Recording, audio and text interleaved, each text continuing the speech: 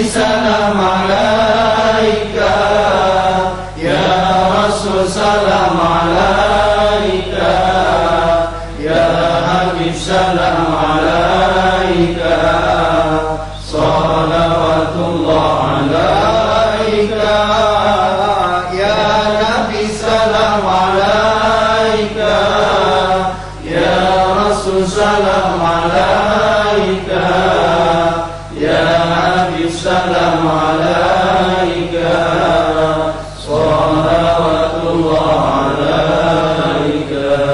Asyraqal badru alaina fakhtafat minhul budur. Asyraqal badru alaina fakhtafat minhul budur. Misla husnik ma ra'ayna gantu ya wajha surur. Misla husnik ma ra'ayna gantu ya wajha surur. Ya Nabi salam alaika, ya Rasul salam alaika, ya Habib salam alaika, salawatullah alaika. Alhamdulillahirabbil alamin. Assalamualaikum warahmatullahi wabarakatuh. Waalaikumsalam warahmatullahi wabarakatuh. Subhanallah walhamdulillah wa la ilaha illallah wallahu akbar adada khalqihi wa ridha nafsihi wa zinata arsyihi wa midada kalimatihi. Allahumma shalli wa sallim ala sayyidina Muhammadin wa ala alihi wa ashabihi wa man tabi'ahu bi ihsanin ila yaumiddin. Kembali dibahagiakan oleh Allah melalui majelis Cahaya Hati ini. Allahu akbar. Bahagia sekali Arifin berkumpul dengan guru-guru yang saleh. Dan insyaallah pemirsa pun juga diberkahi oleh Allah Jalla Jalaluh. Kali ini kita bersama Ustadz Rifai dengan tema perkara yang merusak manusia. Apa saja? Silahkan Ustadz Rifai. Terima kasih Ustadz. Assalamualaikum warahmatullahi wabarakatuh. Waalaikumsalam warahmatullahi wabarakatuh. Bismillahirrahmanirrahim. Alhamdulillahilladzi ja'alana ummata Rasulillah sallallahu alaihi wasallam. Allahumma shalli wa sallim ala sayyidina Muhammadin wa ala alihi wa ashabihi wa man tabi'ahu bi ihsanin ila yaumiddin. Amma ba'du. Hadratul mukarramin, para ustadz, para guru-guru, wabil khusus yang sangat kita cintai, guru kita Semua dicintai. semua, Abang Ustadz Haji Muhammad Arifin Ilham, pimpinan Majelis Az-Zikra, pemirsa Antv Cahaya Hati di seluruh tanah air, yang mudah-mudahan selalu kita dalam berkah dan ridho dari Allah Subhanahu wa taala. Amin, amin ya Allah. Siapapun orang dalam hidup ini ada target, yaitu ingin kebahagiaan. Tidak ada segelintir manusia yang dalam hidupnya berharap atau menginginkan celaka. Bahkan jangankan yang ibadah, yang tidak taat pun tidak ingin hidupnya itu mendapat kecelakaan. Apa sebenarnya yang membuat manusia itu hidupnya mengalami kecelakaan atau rusak? Rasulullah Shallallahu Alaihi Wasallam dalam hadisnya yang berasal dari Abu Hurairah radhiyallahu anhu, kata Rasulullah Shallallahu Alaihi Wasallam katakan, salasun muhlikatun, ada 3 perkara yang mencelakakan kehidupan seorang. Hawaun muttaba, yang pertama adalah mengikuti hawa nafsu. Wasukhun muta, bukhlun muta'un, yaitu kikir yang diikuti. Dan terakhir ijabul mar'i li nafsihi, takjubnya seorang terhadap dirinya sendiri. Saudaraku yang dirahmati Allah Subhanahu wa taala, yang pertama yang merusak kehidupan manusia adalah mengikuti hawa nafsu. Bukan berarti manusia itu tidak baik kalau dia tidak ada nafsu, kalau dia ada nafsunya. Justru dengan ada nafsunya, inilah ada kehidupan. Ada kehidupan yang dinamis, ada kehidupan keluarga, ada kehidupan bermasyarakat karena ada nafsu.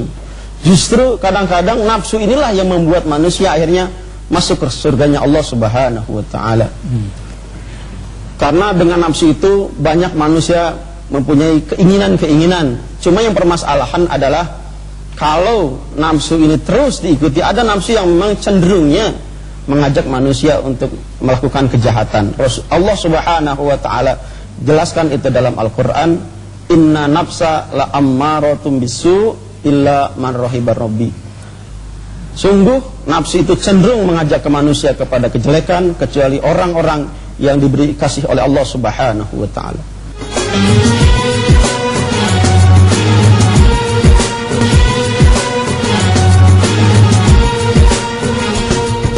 Saudaraku yang dirahmati Allah Subhanahu wa taala, dalam diri manusia itu ada 3 nafsu yang mendominasi kehidupan seorang. Yang pertama ada nafsul ammarah. Nafsu ini cenderung membuat manusia selalu melakukan kejahatan dan keburukan. Yang kedua adalah nafsul lawamah, yang nafsu ini membuat seseorang kadang ia melakukan kejahatan, kadang ia melakukan kebaikan. Dan yang ketiga, nafsu pada diri manusia yang terbaik adalah nafsul mutmainnah, nafsu yang tenang, yang ini justru kalau orang di dalam dirinya ada nafsu mutmainnah, Allah katakan dalam surat Al-Fajr ayat terakhir, a'udzubillahi minasyaitonirrajim, ya ayyatuhan nafsul mutmainnah irji'i ila rabbiki radiyatan mardiyah fadkhuli fi ibadi wadkhuli jannati. Wahai jiwa-jiwa yang tenang, pulanglah kalian ke hadirat Allah, masuklah kata Allah ke dalam golongan hamba-hambaku. Jadi kalau orang yang dalam dirinya itu mempunyai nafsul mutmainnah, Allah menggolongkan dia masuk ke dalam golongan hamba Allah. Tapi jika artinya ada mafhum mukhalafah, kalau orang tidak dalam dirinya ada nafsul mutmainnah, nafsul ammarah, akhirnya nanti dia tidak digolongkan hamba-hamba Allah yang diselamatkan oleh Allah Subhanahu wa taala. Bahkan fadkhuli wadkhuli jannati, masuklah ke surgaku kata Allah Subhanahu wa taala. Saudaraku yang dirahmati Allah Subhanahu wa taala, dengan nafsu yang dimiliki oleh manusia, manusia banyak berbuat. Ada yang berbuat itu kebajikan, ada yang berbuat kesalahan. Kalau kesalahan-kesalahan dilakukan oleh manusia, maka nanti konsekuensinya adalah bisa saja nanti Allah menegur kepada orang itu, atau nanti justru Allah akan memberikan dampak negatif berupa azab dari Allah Subhanahu wa taala sebagai sampel yang Allah akan berikan di akhirat nanti. Kejahatan-kejahatan, kerusakan-kerusakan di muka bumi ini, atau musibah-musibah yang Allah berikan dan mentimpakan ke negeri ini sesungguhnya adalah akibat perbuatan-perbuatan manusia yang begitu banyak kesalahannya kepada Allah Subhanahu wa taala. Diberikan kelebihan oleh Allah, diberikan rizki yang menimpa oleh Allah Subhanahu wa taala, itu dia tidak syukuri kepada Allah. Lihat bagaimana Allah Subhanahu wa taala menceritakan negeri yang dihancurkan oleh Allah Subhanahu wa taala dalam surat An-Nahl ayat 112. A'udzubillahi minasyaitonirrajim. Wa daraballahu mathalan qaryatan kanat aminatan mutmainnah ya'tiha rizquha ragadan min kulli makan fakafarat bi an'amillah fa'adzaqaha Allahu libasal ju'i wal khauf bima kanu yasna'un. Allah membuat sebuah perumpamaan dengan negeri yang sangat tentram, rizkinya dari seluruh penjuru. Lihat bagaimana bangsa kita, kurang apa bangsa ini kekayaannya. Sumber daya alamnya begitu banyak, kelautannya begitu sangat kaya dari Allah Subhanahu wa taala. Di seluruh penjuru ini banyak kekayaan dari Allah Subhanahu wa taala. Tetapi fakafarat bi an'amillah, mereka banyak kufur kepada Allah Subhanahu wa taala. Fa'adzaqaha Allahu libasal ju' wal khauf, Allah merasakan kepada mereka ketakutan wal kekurangan, kekeringan, kemiskinan, wal khauf, dan ketakutan bima kanu yasnaun, akibat perbuatan mereka sendiri. Jadi kenapa sih begitu banyak Allah timpakan kesulitan-kesulitan di dalam bangsa ini? Jawabannya karena Allah berikan kepada kita rizki yang begitu melimpah, kekayaan yang begitu banyak, tapi tidak banyak berterima kasih kepada Allah Subhanahu wa taala. Bahkan dalam ayat yang sangat jelas surat Al-Isra ayat 16, Allah jelaskan, a'udzubillahi minasyaitonirrajim, wa idza aradna an nuhlika qaryatan amarna musrafiha fafasaku fiha fahaqqu 'alaihal qaul fadammarnaha tadmira. Jika Allah hendak merusak sebuah negeri, Allah perintahkan dulu orang-orang yang hidup mewah di negeri itu untuk taat kepada Allah. Kalau Allah berikan rizki, maka rizki itu seyogyanya tidak milik ia secara keseluruhan, tetapi juga ada hak-hak hamba Allah lainnya. Ada zakat yang memang wajib dikeluarkan. Paling tidak setelah zakat itu dia keluarkan, ada sedekah yang bersifat tambahan untuk mencari pahala kepada Allah Subhanahu wa taala. Fafasaku fiha, tetapi mereka tidak melakukan itu. Fahaqqu 'alaihal qaul, maka terjadilah sebuah ketetapan fadammarnaha tadmira. Aku hancurkan negeri itu dengan sehancur-hancurnya. Dan itu karena perbuatan pemimpin, para pengusaha. Pemimpin yang tidak taat kepada Allah, pengusaha yang tidak bersyukur atas nikmat Allah. Karena mereka hanya rakyat semua menjadi korban. Allahu Akbar.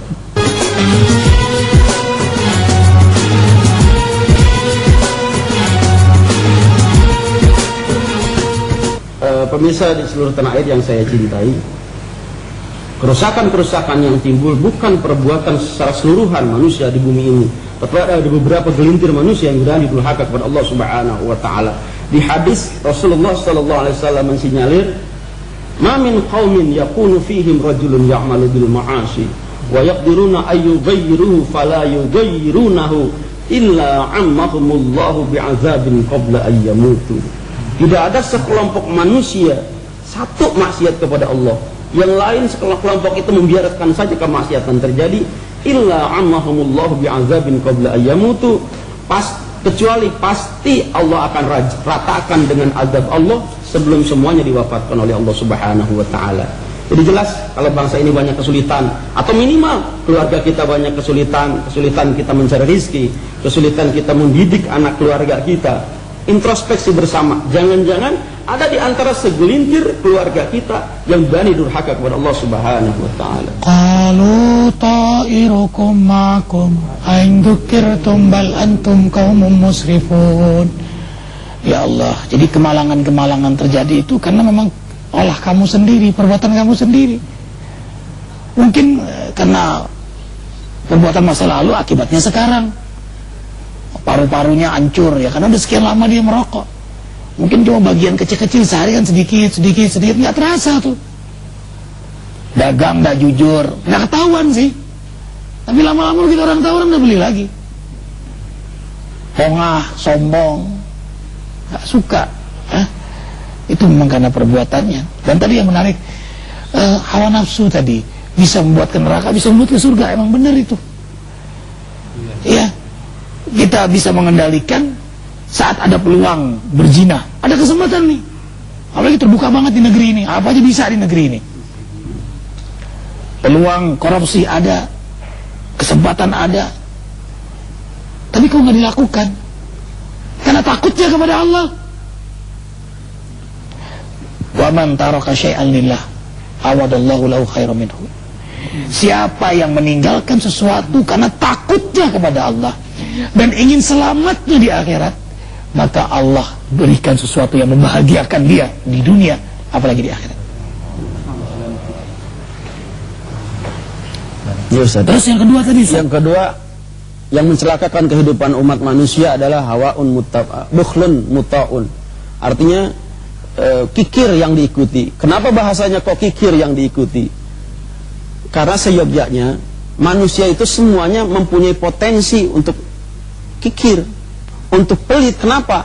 Lihat saja ketika masa kecilnya seseorang atau dia mempunyai mainan, maka temannya biasanya minjem gak dikasih. Itulah sifat manusia aslinya. Tetapi begitu berkembang, ia mengenal agama, ia mengenal tata krama, dan ia mengenal bagaimana sebenarnya hidup, maka agamalah yang membuat yaitu nanti tidak melakukan hal yang keliru tadi itu. Wa mayyuqa suha nafsihi fa ulaika humul muflihun. Siapa yang mampu memerdekakan dirinya dari sifat pelit, kikir, biar kena semua tuh, medit, koret, butut kasiran, pantat hitam. Apa dah?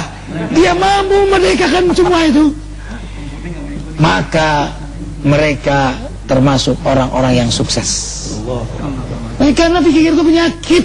Ikhwatal iman, penyakit itu malam susah tidur sebelum melihat deposito. Kan susah tidur itu. Menderita dia.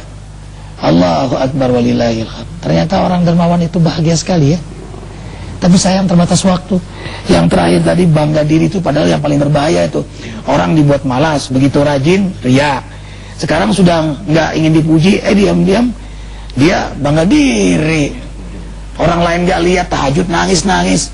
Nggak ada orang sehebat aku. Sudah infak sembunyi-sembunyi, nggak ada orang sehebat aku infak diam-diam. Salah juga jadinya. Allahu Akbar. Dan bangga diri itu lebih halus daripada langkah suara semut. Karena itu Rasul mengingatkan al-ujba, al-ujba, al-ujba. Waspada dengan bangga diri, bangga diri, bangga diri. Saat seperti ini paling mudah bangga diri. Ikhwatal iman, pemirsa, ribuan jutaan menyaksikan. Jangan lupa hati kita selalu ditatap oleh Allah. Itulah yang membuat kita malu untuk bangga diri. Apa sih yang dibanggakan? Terakhir, ketika seorang Yahudi kaya datang pada Rasulullah, "Ya Muhammad, siapa aku?" Apa kata Nabi Muhammad? "Aku tahu kamu. Kamu dari tetesan air yang sebentar lagi jadi bangkai." Sopo iki? Wah, iki dari tetesan air calon bangkai. Kita semua ini tetesan air calon bangkai. Tidak ada yang dibanggakan kecuali kita ingin ridha Allah. Terima kasih Ustaz Rifai. Subhanakallah bihamdika asyhadu an la ilaha illa anta astaghfiruka wa atubu ilaik. Wabillahi taufiq wal hidayah. Assalamualaikum warahmatullahi wabarakatuh. Waalaikumsalam warahmatullahi wabarakatuh. Ya Nabi, salam